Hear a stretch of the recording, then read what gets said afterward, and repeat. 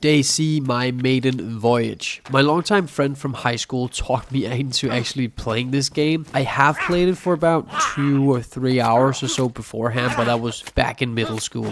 First of all, this game is the game that started this whole craze for survival games, I guess. It is the original alpha game in my eyes. It is the game that came before the Forest Alpha, Stranded Deep Alpha, and even before all the others. I know that might not be true, but to me, it feels like DayZ came before everything else. Second of all, of course this game is heavily modded, and that is how my friend wants to play. He made me install some kind of launcher so that I could pick and choose what server I joined, and then it therefore downloaded what was needed mod-wise so that I could join said server. In my opinion, that is actually quite amazing, and it's a cool tool to use as a new player. In this video, I'll be talking to you guys about my first 2 hours of this game, what I learned, what I thought at the moment, and my verdict of the game at the end. And it might be longer than 2 hours. I might get sucked in. Who knows? Let's get into it. So first of all, I jumped into this game knowing absolutely nothing about it. I started out by spawning in this random town on the outskirts of the map. And here my buddy ran me through the basics of the game. Basically like this.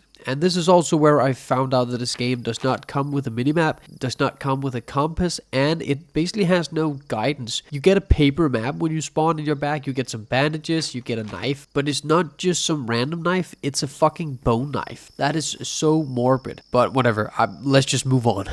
With the paper map, you get a full view of the playing field, and without a player icon on it, according to my friend, I had to find a city sign, locate that city sign on my map, and then figure out where north, east, west, and south is at. So I figured out that the server time was actually 10 minutes to 3, so the sun was going down in about 6 hours. I could then see that the sun was about to set in west. I could then from there on keep an eye on the sun so that I could always see where west was at, and from there I could locate north and south and move around the map until I could find a compass use instead. I really hope that the creators of the game has thought about this, or else I am running completely blindly around this map until I find a better way to do it.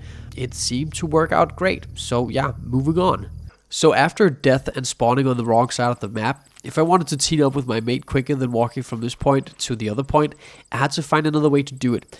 And apparently I could commit suicide, like actual fucking suicide, with my knife that I got at the beginning. I lean down and then I press the left mouse button to kill myself. The creators really thought about everything in this game, I guess.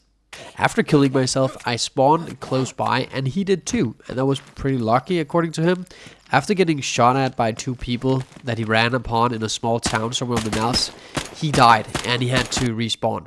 And after all that, we finally found each other and we could actually start to enjoy this game and loot some cities, I guess. My friend taught me how to fight in this game, and fuck, that was so confusing to me. It was so much more complicated than all the other games I am playing at the moment. So yeah, here's a quick rundown on how it is actually done. So first of all, you hold the right mouse button, and that's how you get your hands ready, how they come up in like this boxing kind of block way.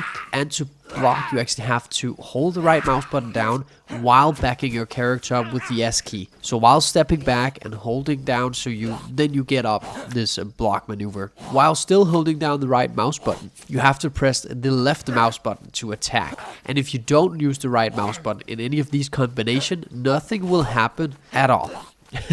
So I had to get used to that pretty quick, or else I would be dead. It took me a quick minute. Even after 2 hours, it still seemed very alien to me. In my opinion, the developers were either drunk, on drugs, or both while making the default key bindings for this game. Even something like aiming down the sight of the gun you have is weird. Here you use the middle mouse button or control on the keyboard while holding down the right mouse button as well. Again, the right mouse button, if that was not clear enough by me telling you guys, I think about 5 times. That was something I had to get control of, and with that said, I got knocked out by my first zombie because I didn't hold down the right mouse button. Besides the awful control scheme and weird keyboard movement, the game is actually pretty great if I'm being honest. The game here sets you up with no actual goals. nothing to do and no real questing. It is the truest kind of sandbox game I have played to date, and it's pretty amazing. I've been captivated by the world of DayZ, and I will definitely be playing more of this with my friends in the future. That is for certain. We still do have to remember that the initial release of this game, early access, was in late 2013, so the graphics are not the best, but I did read that they ported the game over to a new engine, and the game does look a little bit better than I remember from back in the day. At this point of the game, my strategy was to just think about the things I was doing and what I would do with that in real life. A good example is reloading a gun. In a regular video game, you would just press whatever.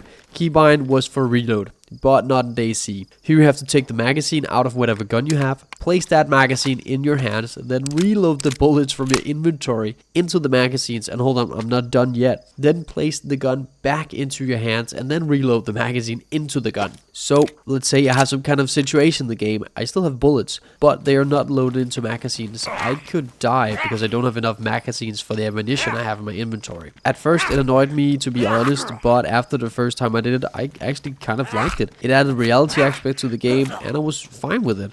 But hear me out. I don't want every game I play to be like this, but once in a while I do like to play something hard, something that gets my blood boiling and my heart pumping. And DayZ showed me just that.